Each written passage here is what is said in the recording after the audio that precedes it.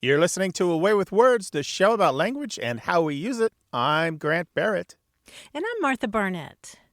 So you work hard all week, getting up early every day, and then Saturday morning, you decide to sleep in.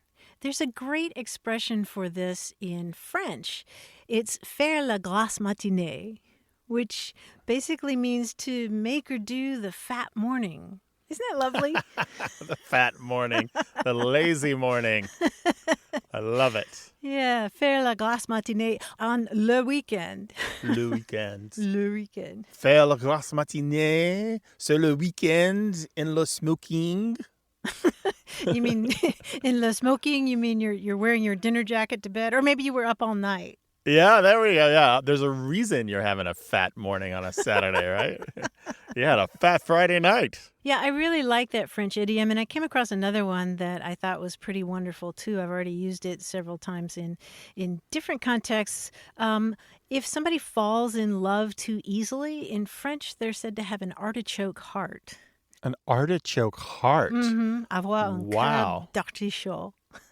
Wow, that's amazing.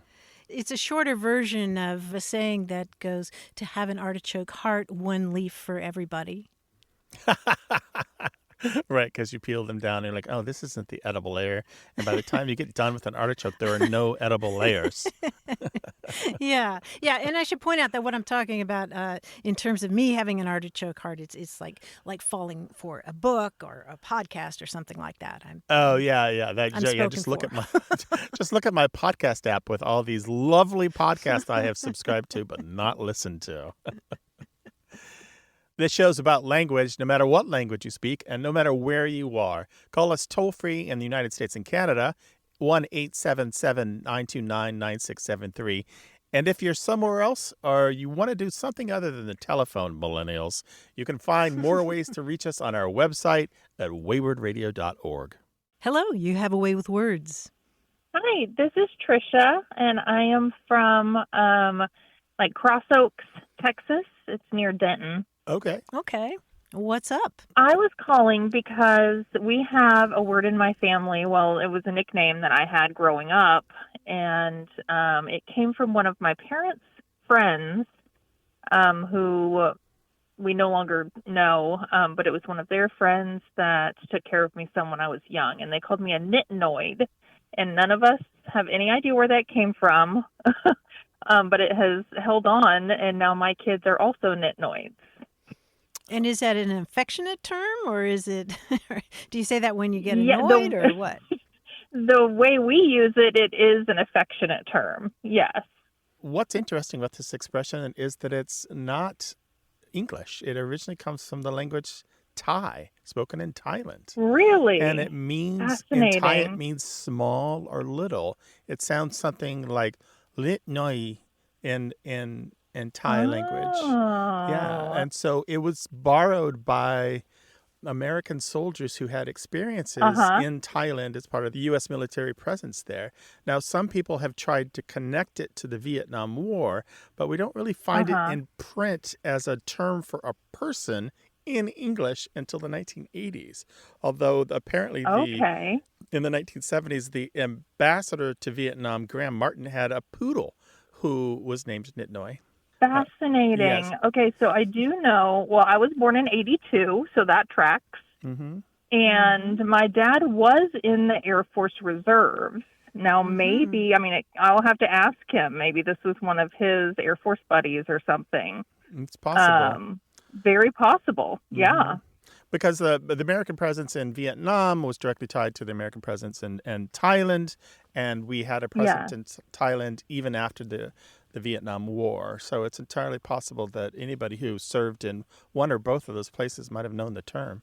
That's fascinating. Okay, I'll have to ask about that. You know, we actually have an inside running joke in the family. Whenever my dad came home from one of his deployments, I guess, my mom got a letter that was all in a characterized language. We're assuming, either, Japanese, Chinese, could have been Thai. I don't know, something, a different language, and asked my dad about it. And he did not have an explanation for this. So my mom's explanation is that he just has another family over there. Yeah. Lots of little nitnoys. And so maybe it was Thai. Maybe he has a Thai family. If you still had that letter, I would love to find out more. It's so much easier to get a translation these days. So maybe we've narrowed it down. In the U.S. military, it's often used to describe something that is seemingly unimportant, but very important to some bureaucrat. So it's the kind of thing that somebody else considers important, but you consider small, insignificant. And there's a notion here in English, people often pick up on the idea of nitpick and annoy. It is not from those words, but it does seem in its usage in English to have borrowed connotations from nitpick and annoy.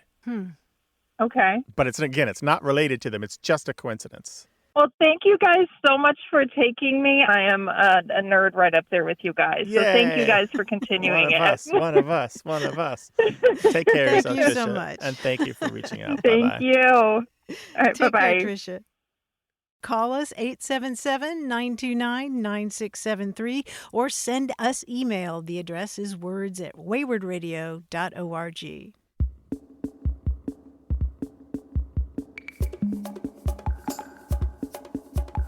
There's an atmospheric phenomenon that looks sort of like the aurora or the northern lights.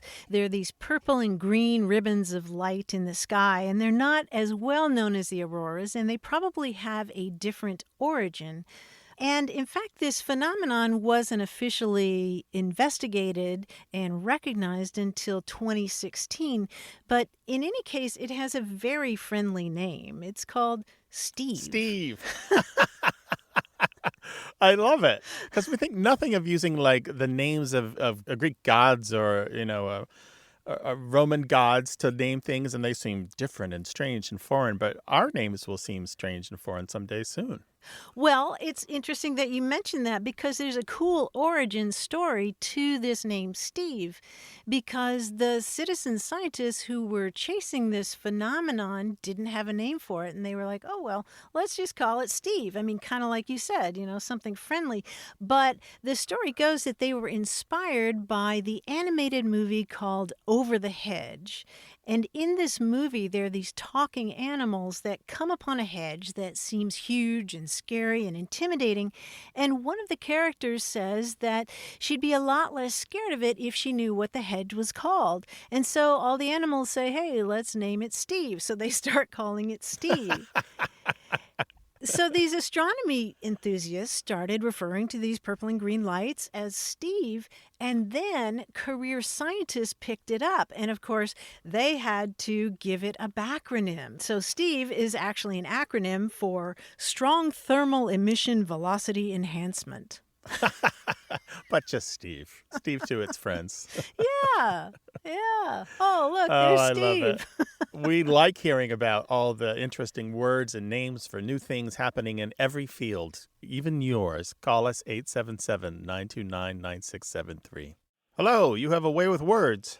Hi, Grant. How's it going? My name's Daniel Sarkala. I'm calling from Gainesville, Florida. What's on your mind today in terms of language? I'm calling you guys because over the holidays, I got together with my family, and my mom was invited to a party, and the theme of the party was Sunday go-to-meeting in the 80s. And I heard this, and I was a little bit confused, and she told me that she knew exactly what it meant, but other people didn't understand what it meant, and they went dressed in full 80s garb with leg warmers and such things, which is what I thought it was. And so that term kind of stuck in my head. And then a few weeks later, my wife and I watched the movie Meet Me in St. Louis. And in that movie, there's a song called Tip to My Lou. And the first verse of it is, put on your Sunday, go to a meeting, and I'll take you by the hand. And so this term must be old enough to be used in the 40s, but I'm wondering if you could tell me a little bit about the origins of this and where it comes from and what it means. And what do you take it to mean, Sunday go-to-meeting? Just forget the in the 80s part for a minute. I thought it had maybe something to do with church just because of the Sunday aspect of it. I assume it's nice clothing because, I mean, in the movie they wear very nice clothing as they talk about it, getting prepared for the dance. So I assume it's some sort of formal vestige, but I'm not sure. No, you're absolutely right. Since the late 1700s or so, the word meeting has been used as a term for a gathering for worship services. I mean, it's not like a school board meeting or a bridge club meeting. Sunday go to meeting has to do with getting dressed up and going to church. And in fact, the word meeting has been used in lots of different contexts like that, like a basket meeting is a revival where people bring food and sit there and listen to the preacher, and then afterward they all fellowship with the food they brought in their baskets. And testimony meeting is another term that has been floating around for quite a while. That is the kind of meeting where you get together and you all share your religious experiences. And so this term meeting, for a lot of people for a long time in this country, has specifically referred to religious services. And it's reinforced by that Sunday go-to. Sunday go-to meeting clothes are really, really, your very best, because you're going to go stand there in front of the congregation, in front of God. And it's a lovely expression. Wow, I love that term. It's amazing. I'm glad that I got to hear it in the wild. So your mother, when she was talking about this theme of this party, she was passing on something with 200 years of history. But in the 80s is quite a spit on that. Yeah, I'm trying to picture this. I'm thinking of my fluorescent outfits and my OP clothes, and I don't even know what all. The leg warmers is what I like. Yeah, I think they meant the formal wear of the 80s in hindsight. But I really empathized with the people who showed up in stereotypical 80s garb. Right. Leotards and leg warmers and headbands. Yeah, that's not looking like Olivia Newton-John. Well, Daniel, thank you so much for your question. I think this is going to ring a lot of bells for a lot of people. Can you sing us out with a little bit more of the Meet Me in St. Louis song? Oh, gosh. Put on your Sunday go-to meeting and I'll take you by the hand. Tip, tip, tip to Maloo, tip, tip, tip to Maloo, tip, tip, tip to Maloo, tip to Maloo, my darling. Yay! Wonderful. Thank you for obliging me. I really appreciate it. All right, thank That's you. inspiring. You take care of yourself, all right? Well, we have a heck of a list of callers who call with the most amazing stories and questions, and I know that you are one of them. Call us toll-free in the United States and Canada, 877-929-9673. You can also email us, words@waywardradio.org. But if you prefer social media or WhatsApp, or to send a message directly to the website, we've got you covered. Go to our website at waywardradio.org. You're listening to A Way with Words, the show about language and how we use it. I'm Martha Barnett. And I'm Grant Barrett. And what is this? It looks like a ska champion, black and white checked outfits, a cap on backwards. He's jamming out. It's our quiz guy and ska world leader, John Chinesky. It's me, Chinesky, one step beyond. That's me. All right, so today's quiz is called Verbed a Noun. But it's not about verbing nouns like when people use nouns as verbs. For example, beer me, Marge. That's not like that. Okay. This is about metaphors where an action is performed on a noun. Okay? For example, I was having trouble writing an essay when suddenly I got some great ideas, but I wasn't literally in a car, and I didn't literally reorient it 90 degrees into a new street. But what do we say happened? We did a 180. No, I blanked a blank. I verbed a noun. You pulled a... I had some great ideas suddenly, so I was having a hard time, but I had some great ideas, so I reoriented my car 90 degrees into a new street. Did a U-turn? Turned is there. I turned a... Corner. Turned a corner. Yeah, I turned a corner. I verbed a noun. So all of the answers here are a past tense verb, a, just the letter A, and then a noun, okay? I'll describe, you deduce. Here we go. I saw my high school sweetheart on the street. Now, I'm completely over her, but when I wasn't, it's not like I literally transported a brazier from place to place for her, but what do we say I did? Well, you carried a torch or not. I carried a torch, but no longer do I carry a torch for this sweetheart. Brian didn't know who it was, but he could tell that someone on his work team was leaking trade secrets. It's not like he could literally sense the aroma of vermin, but what do we say he did? He smelled a rat. He smelled a rat somewhere in the company. Something fishy. Yes, very good. Now, thanks to some leaked trade secrets, Rachel lost a lot of money in her investment. It wasn't like she literally plunged into a tub full of water, but what do we say she did? She took a bath. She took a dive. She took a bath. She took a dive. Sure, took a bath. Took is the past tense verb there, even though it isn't ed, but it is past tense. Yeah. We got the heck out of there fast, but it wasn't as if we literally stood there wiggling a limb. In fact, that would have made it harder to get out of there. But what do we say we did? You shook a leg. We shook a leg is right. We danced. Oh, how we danced. It was not as if we danced so hard and fast we damaged the flooring, but what do we say we did?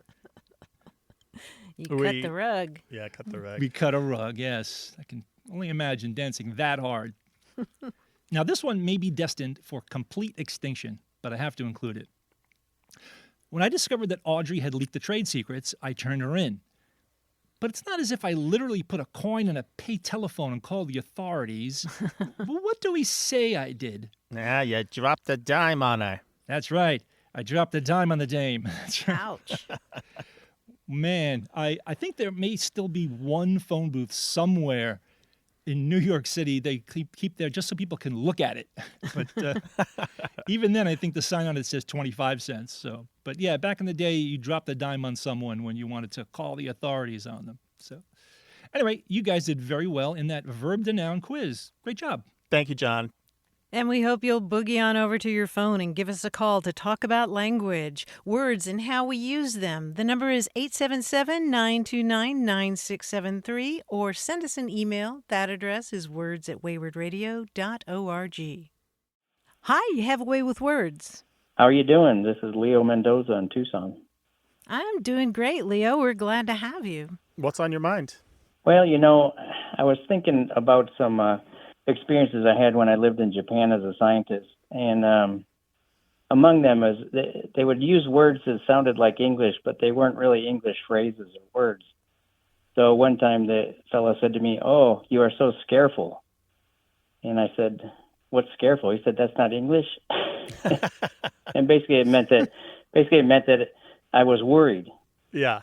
And nice. And I said, "Oh, okay." And then another fella said, "Oh, that guy, he's just a paper driver." And a paper driver, what's that? He said, "Oh, that's not English." So he said, "That's a guy who drives, has a driver's license, but doesn't have a car." Oh.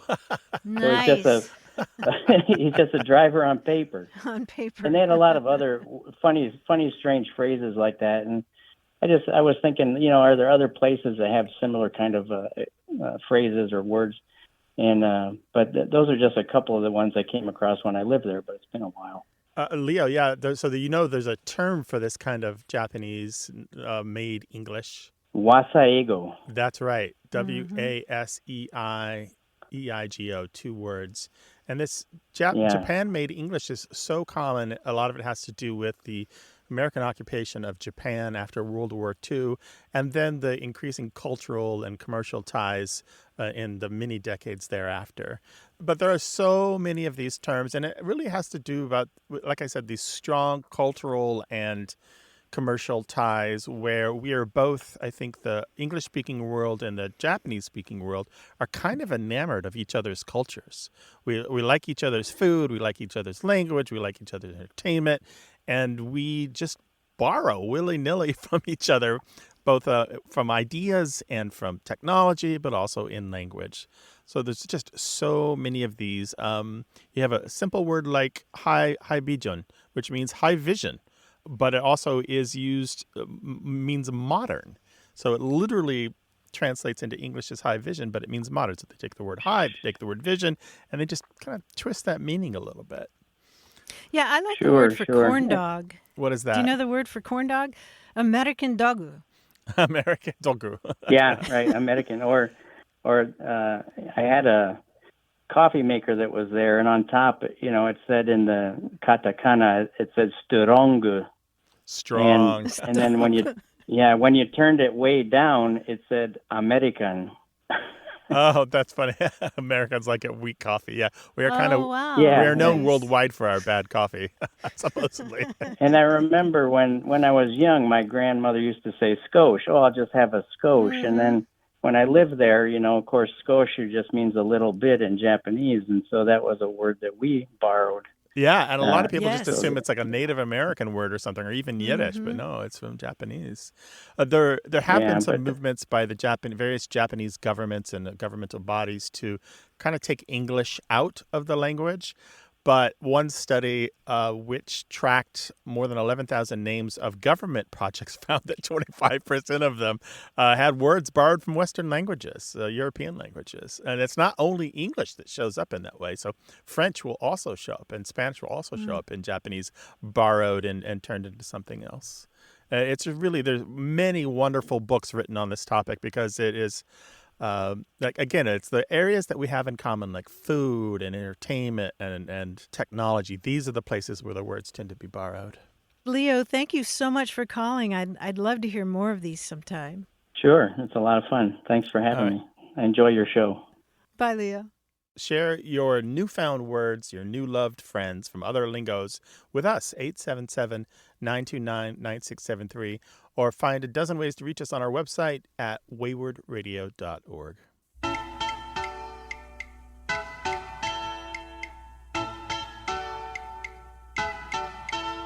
Grant, I want you to picture a room full of chihuahuas. And right in the middle of this room full of chihuahuas, there's a Great Dane just sitting there kind of chilling with all the other little dogs. You might describe that Great Dane as kenspeckle. Well, yeah, kenspeckle. I think I know that word. I've talked about it on another podcast recently. Right. The word kenspeckle means conspicuous or easily recognizable. It's used mostly in Scotland and northern England, and it probably has a Scandinavian origin. Isn't that right? Yeah, I believe it's probably Norse. It goes back way to the Norse roots of some English words that are only found in the north of England and Scotland now. And it's the same ken, meaning to know, like something is beyond your ken, it's beyond your knowledge. And that ken is related to verbs meaning to know in Romance languages throughout Europe. Right. And reconnoiter and conning tower and all those words like that. That have conocer in Spanish. Exactly. But I do love that word kenspeckle. It's fun to say, and I just keep picturing that Great Dane in the middle of all those chihuahuas. When you were laying out this picture, I was imagining myself in the Great Dane's position and all these adorable little chihuahuas and me having a nice romp. Well, you would be kenspeckle too in that picture. I would be kenspeckled. I would definitely stand out. But also a chance to play with a bunch of dogs? Absolutely. Share your observations about language, words at waywardradio.org. Hello, you have a way with words. Hello. My name is Leonore, and I'm calling from Dallas. Hi, Leonore. I have a question on a little saying that I used to hear when I was a child. And my grandmother used it, and so did my mom, and I guess a lot of ladies in the neighborhood. When we were kids, and if we went outside to play and fell, scraped a knee, an elbow, we'd come in crying, and they would stop, look at it, put saliva on it, and wipe it with their finger. And they'd say, sana, sana, colita de rana. Si no sanas ahora, sanarás mañana. Where did this start? Is it very Mexican, or do all the Latin countries use it? And funny, it was like magic. We'd just resume our play. Oh, Leonore, you are bringing back lots of warm memories, I am absolutely sure, for so many of our listeners who heard that saying when they were growing up, or maybe they say it to their own kids now. And the literal translation of what you're talking about is heel, heel, little frog's tail. If you don't get better today, you'll get better tomorrow. Isn't that it? That is correct. Yeah, and it's such a lovely little musical saying, sana sana colita de rana, si no sanas hoy, sanarás mañana. The rana in there is frog, and the sana means to heal. It's related to English words like sane and sanitary. And the colita, which means little tail, is related to the English word coda, like, the little coda, the little tail at the end of a piece of music. So sana sana colita de rana has this wonderful sing-song melody, and that rhyme is so pleasant and reassuring, isn't it? Yes, and my kids grew up with it because my mother lived with me, so... Uh-huh. Yeah, and it's wonderful because it takes the kids' mind off the boo-boo, right? They have this weird image, and it's also so reassuring. But you asked if there were other versions of it, and my goodness, there are versions all over Latin America, some of which are a little more coarse that we won't share, but but there's one that goes, dame un besito para hoy y mañana, give me a little kiss for today and tomorrow. And we're not sure where it comes from. Frogs and toads tend to show up in a lot of Mexican folklore, I know.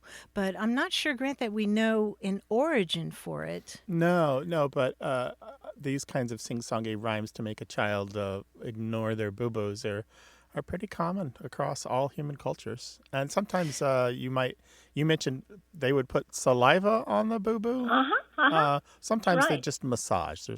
But it's the touch of the parent too that helps. Well, that's interesting. Yeah, thank you for sharing your memories. This is going to ring a lot of bells for a lot of people. Thank you for giving me the privilege of speaking to you, and I've enjoyed it. All right, take care of yourself. What a pleasure. Sana sana to you.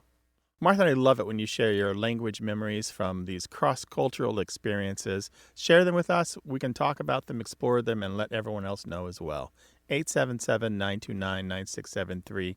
It's toll-free in the United States and Canada. And if you're somewhere else in the world, there are a lot of ways to reach us, including by text message, by a contact form on our website, and by a WhatsApp number. You can find all of that at waywardradio.org. Hey there, you have a way with words. Hello, this is Robert calling. I'm calling from Charlotte, North Carolina. Welcome to the show. What's on your mind? Well, one of the most pressing questions of our time is on my mind. And I was just curious about how the word pot became synonymous with marijuana. P-O-T, pot. Yes, P-O-T, pot. Yes. And why is this question on your mind? People have been using that expression for forever, and I just wonder how it got started. That's all, how the two terms became synonymous. Okay, yeah. As more and more of the country finds the state laws about marijuana being relaxed, this kind of language maybe is recirculating with a new urgency or frequency. So medical marijuana or other things. I mean, I even hear politicians using the word pot when they're, so... Yeah, it seems to be becoming more of our vernacular. Yeah, it's funny that you would get that sense because while it was a very popular name pot was a very popular name for marijuana in the 1950s, it had faded by the end of the 1960s and other terms like weed took over, although it's always kind of still been here. It's one of those terms that never completely fell out of favor from when it first appeared. And we can find examples of it as early as 1936. The Underworld Slang Lexicographer David Moorer, and that's a title that anyone would relish, Underworld Slang Lexicographer. He had some theories about it, and one of the first theories that he spread was the idea that it came from a Mexican, Spanish, or Portuguese word, potigaya or potagaya. However, these two words, and you will find this given as the etymology of pot in lots of reference works, including mainstream dictionaries. However, those words do not seem to exist. There is no evidence for them in Portuguese or Spanish anywhere at any time, except when they're talking about the supposed origin of this word. So it really looks like this one guy who was well respected in the slang world kind of spread this possible origin, and later he gave it up. He thought that it probably was not the case, and suggested that perhaps it comes from the expression potation de guaya, literally supposedly meaning a drink of grief, basically a potion of grief. And you said this was in 1937. 36. Yeah, originally it was the 1930s, and then later he revised it by the 1950s. But this other expression also doesn't seem to exist in Spanish. Spanish speakers did not and do not call it potation de guaya, guaya. And it's not really clear at all where he got that from. So perhaps he had an informant who misled him. I don't know. But you'll find it, again, mentioned in legitimate real reference works who just have kind of borrowed from each other and not really done their own legwork, which is, a lexicographical sin. So where does this leave us? It leaves us with two other theories. One is that supposedly maybe it comes from the pots in which you might grow marijuana. Of course, many plants grow in pots. So why this one plant? Why does it get the name pot? And the other one, perhaps it comes from the word pod, P-O-D, which coincidentally later, after pot had already existed, also was used to refer to weed or marijuana. But the order of events is wrong here. Pod is newer than pot, so it's hard to say that pot could come from pod. And pod because, you might have seed pods on a marijuana plant. But again, all of these theories are rubbish for various reasons, and we are going to have to slot pot in the big fat origin unknown category. Well, how about that? You guys are amazing. You really, I totally enjoy your show, and I think what you do is awesome. Yeah, our pleasure. By the way, if you're looking for a book about marijuana in general, there's a book called The Marijuana Dictionary, and it's spelled with an H instead of a J in marijuana, by Ernest Abel, A-B-L-E, from 1982. You might be able to find it in a used book websites or used bookstores. As far as I'm concerned, it has the most comprehensive summary of the hypotheses about the origin of pot, and the book in general is well researched and well gathered. Well, thank you for the reference. Yeah, our pleasure. Call us again sometime, Robert. Oh, sure. Thank you very much. And take care of yourself. Bye-bye. You too. Thank you. Bye, Robert. Call us to talk about the slang in your world, 877-929-9673, or send your stories about language to words@waywardradio.org. You're listening to Away with Words, the show about language and how we use it. I'm Grant Barrett. And I'm Martha Barnett. In 2013, an archaeologist from Maryland named Sarah Rivers Cofield was visiting her mom in Maine, and she came across an antique dress in a vintage clothing store. And when I say antique, I mean it had a bodice and lacy sleeves and a bustle. And Cofield bought it, and then later she discovered that inside the bustle was a secret pocket, and inside that pocket were two pieces of paper, each of them with several lines of handwritten cryptic words separated by commas. And one line on one of those sheets read Bismarck, omit, leafage, buck, bank. And another one read Paul, ramify, loamy, event, false, new, event. What in the world was that? And so Cofield was puzzled. She was trying to figure out what the previous owner of the dress was doing with these pieces of paper. Was she some sort of spy? Did this involve illegal gambling? Were they maybe cryptic love notes for some secret affair? She was baffled, so she posted those photos to her blog asking for help, and nothing happened for a while, and she forgot about it. But then in 2018, a researcher at the University of Manitoba, Canada, Wayne Chan, who solves codes as a hobby, started looking into this. And 3 years later, Grant, he figured out the answer. Oh, my goodness. It turns out that these seemingly random words were part of a sophisticated code that were used in the late 1800s to transmit information about the weather. The weather? Yes. Oh, I was envisioning great intrigues involving international conspiracies, but it was just the weather. It was just the weather, because at that time, the Army Signal Corps functioned as the National Weather Service, and they had a manual that used pages and pages of long lists of code words for various weather observations, because those were a handy way of condensing detailed information and and transmitting it by telegraph really quickly and efficiently.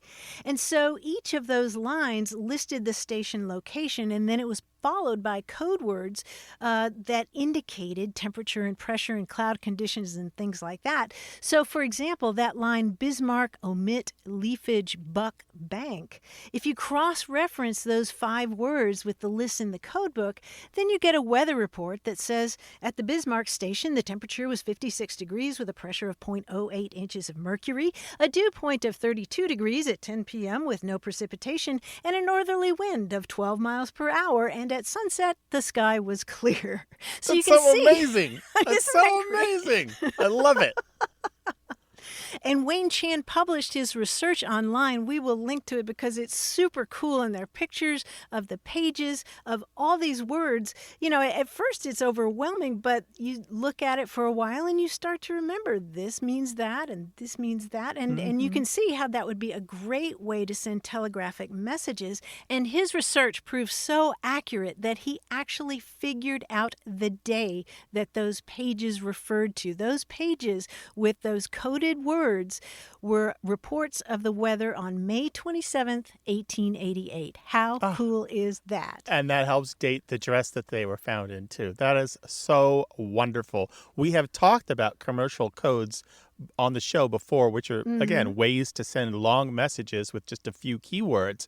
But this is a whole nother level. It is. And I highly recommend taking a look at his research. He's even made a little video. It's like a graphic novel of his experience. And we'll link to that online as well because it's all super cool. Codes and ciphers have always been a big part of language.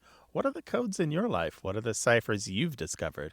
877-929-9673, or tell us the sordid details about the weather in email to words@waywardradio.org. Hello, you have a way with words. Yeah, hi, how are you? My name is Sue, and I'm calling from Bloomsburg, Pennsylvania. Bloomsburg, Pennsylvania. Well, welcome, Sue. What's on your mind? I was calling because my husband and I have had a 30-year not an argument, but a disagreement about a term that we used when we were kids. So you're playing pickup sports like kickball or softball with the neighborhood, and you don't have enough kids to make up 2 teams. So you have to sort of make the best of it. So let's say I get up to kick the ball, and I run to first base. And then the next person gets up to kick the ball. They kick the ball. They run to first. I run to second. But now, because we don't have enough kids, I have to go back and kick the ball again. So when we were kids, we always said ghostie on second or ghost runner on second. And you left the ghost runner on second base, and then they ran for you the rest of the way. My husband was from a different region of Pennsylvania, and he said he and his friends all called him Invisible Man. And so I told him how ridiculous that was because nobody says that. And he disagrees with me. And so here we are. We've been having this disagreement for all these years. Boy, well, I mean, there have been plenty of people who have said ghost runner and plenty of people who have said invisible runner. I mean, both of those are used, and it's not the kind of thing that's necessarily documented a whole lot because you're just using those terms on the playground. It's just so automatic. Everybody I ask about this, I say, okay, listen, what do you say? And I tell them the scenario, and they're like, oh yeah, ghostie on first. You know, okay. It's immediate. You know, okay. But again, to be fair, I'm mostly only asking people, you know, from my region. So that's cheating. I guess. Grant, are you aware of a regional component to invisible versus ghost? No, I think that they're both widely used. Ghost runner probably is a little more common. I would say what's more interesting about your speech is calling it a ghostie, because I don't think I've ever heard that before. Oh, really? Oh, yeah, that was always. We almost never said ghost runner. I mean, sometimes you would, but it was mostly ghostie on second. And then you went about your business and went to kick the ball again. Yeah, because it doesn't. I don't. It's not something that has come across my plate before, and it doesn't come in my research database. It doesn't come up either. Ghostie for a base runner. Well, Sue, the great thing about this show is that we have listeners all over the U.S. and all over the world who can chime in on this and let us know. Maybe we'll do an informal poll and see if there are more invisibles or more ghosts. But all right, two little facts before we go. Paul Dixon's Baseball Dictionary does include ghost runner as the main head word, but says synonyms are invisible man and imaginary runner. And you will find in the tradition of stickball and stoop ball, these are kind of urban games you might find in New York City, the ghost runner is typically more common. But I wouldn't say that ghost runner is the clear favorite and best choice here. I would say that it's time for a new argument. I don't know, because I'm saying, well, if that's the main header and these other ones come underneath it. Yeah, you're just looking for any advantage, aren't you? A little bit. Yeah, a little bit. Well, take care of yourself. Thanks for your call. Let us know if there are any new arguments in your life. Yeah. All right. Fun. Well, thanks for having me. I really appreciate it, and I enjoy listening to your show every week. Oh, yay. Thank you so much. Bye-bye. All right. Have a great day. Thanks. Do you have a fun family argument about language? Let Martha and me sort it out. 877-929-9673. Hello, you have a way with words. My name is Jim Bacher. I'm calling you from Carmichael, California, a suburb of Sacramento. Carmichael, California. Well, welcome to the show, Jim. What's on your mind today? A while back, I was reading a mystery novel, and the Georgia countryside was described as flatter than a gander's arch.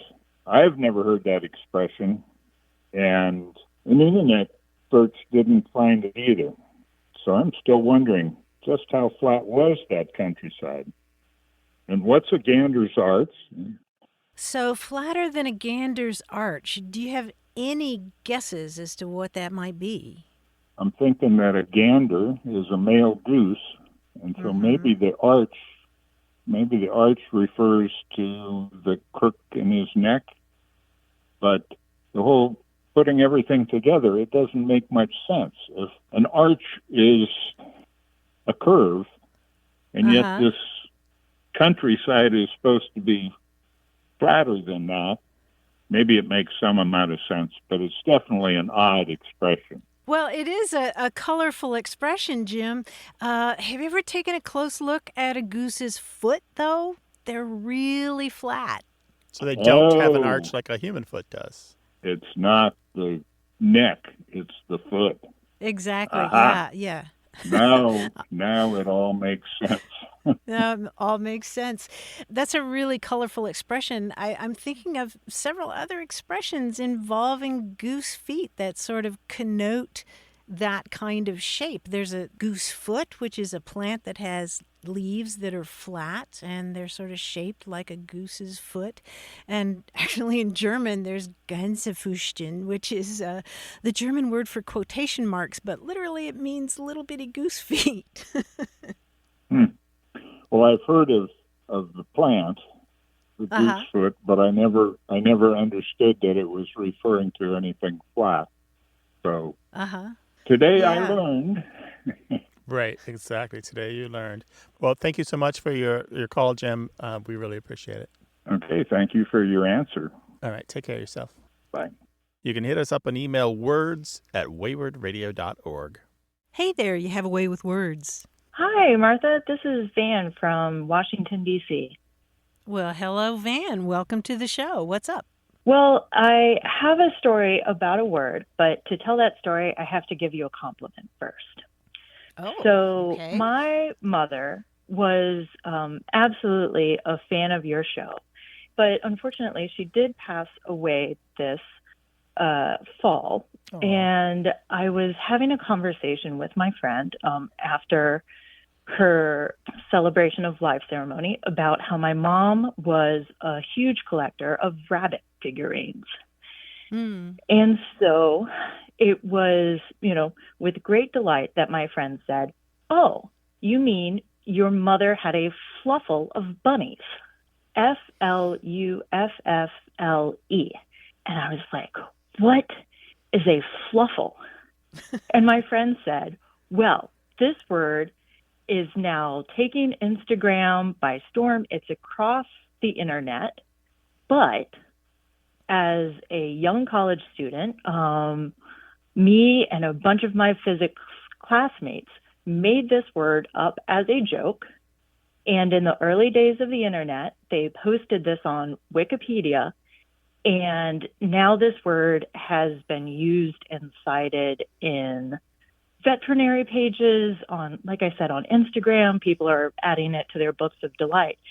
And, you know, I would just say my mom would be, one, thrilled about this word, and then two, doubly thrilled that I get to talk to you about this. And my question is, one, fact-checking my friend.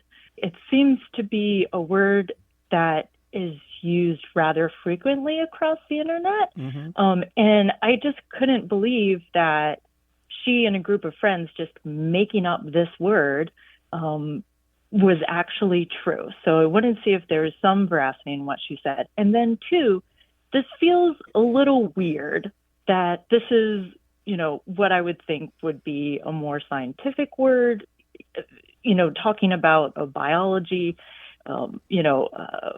phenomena, you know, a group of rabbits, and fluffle just comes up into existence. So I wanted to get your thoughts and insights on fluffle. To be clear, it wasn't you, Van. It was your friend and your friends' friends who put the word on Wikipedia. Yes, okay. That is what she is claiming. Gotcha. And you said the early days of the internet, but it wasn't that early, right? I guess it's maybe 10, 15 years ago at this point. Yeah, that's about right.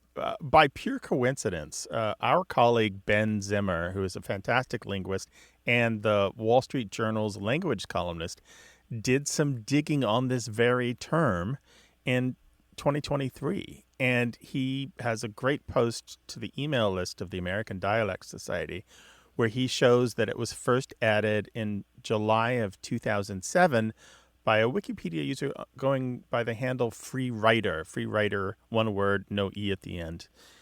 And it says there, this is how it was first added to Wikipedia: a group of rabbits or hares are often called a fluffle in parts of northern Canada.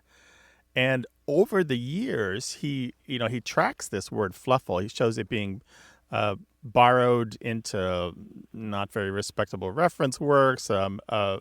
He shows it being deleted in 2010 because somebody says, I can't verify this. And then it shows up on Reddit in 2013, and somebody says, what's a fact you know that will cheer me up? And somebody says, a group of bunnies is called a fluffle. And it just keeps coming up in thought catalog articles and BuzzFeed articles. Then we get to February of 2023 when it's added to Wiktionary. So the trajectory of this word from that first moment when it appeared on Wikipedia to now is really interesting. And as you say, it's all over social media because people just kind of steal memes from each other. I guess that's the nature of memes. It does make your day, right? Yeah, but what's interesting is fluffle is a collective noun for rabbits or bunnies, as far as I can tell, did not exist before that Wikipedia entry. So if your friend was one of those people, then your friend is correct. They did launch the word fluffle into the universe. Well, that's wonderful. It sounds correct because they were at the University of Alberta at the time. So I think that matches what they're claiming. That northern Canada part? Absolutely. Yeah. There's a couple other notions that we should get into here. One, fluffle is kind of in a weird limbo where it looks like it could be successful, but it needs more use by lots of other people across all kinds of media before it can really become permanently entrenched in English. So it's not fully fledged, so to speak. This bunny hasn't grown up completely. But another facet of it, which is this is where I throw a wet blanket on things, is these kinds of collective nouns for animals tend to mostly be showpiece words that people talk about but don't use except in ostentatious look at me ways. They're kind of like an antique car that you have but you never drive. You talk about it but you never drive it, you know? It's just not necessarily ever going to be picked up in scientific texts without a giggle or a footnote, you know? Talk to us in 20 or 30 years. We'll see where it is. Okay, that sounds great. Thank you, Van. We appreciate your call. Yeah, and thanks for sharing the memories of your mother. Those were really lovely. That sounded really sweet, and I'm glad that she appreciated the show because it sounds like she received exactly what we were sending. Oh, yes, she would be delighted, and thank you so much for taking this call. She would, really remember this well. Thank you. All right, take care of yourself. Take care, Van. Bye-bye. Bye-bye. Okay, bye. Our team includes senior producer Stephanie Levine, engineer and editor Tim Felton, and quiz guide John Chinesky. We'd love to hear from you, no matter where you are in the world. Go to waywardradio.org/contact. Subscribe to the podcast, hear hundreds of past episodes, and get the newsletter at waywardradio.org. Whenever you have a language story or question, our toll-free line is open in the U.S. and Canada, 1-877-929-9673. Or send your thoughts to words@waywardradio.org. A Way with Words is an independent production of Wayward Inc., a nonprofit supported by listeners and organizations who are changing the way the world talks about language.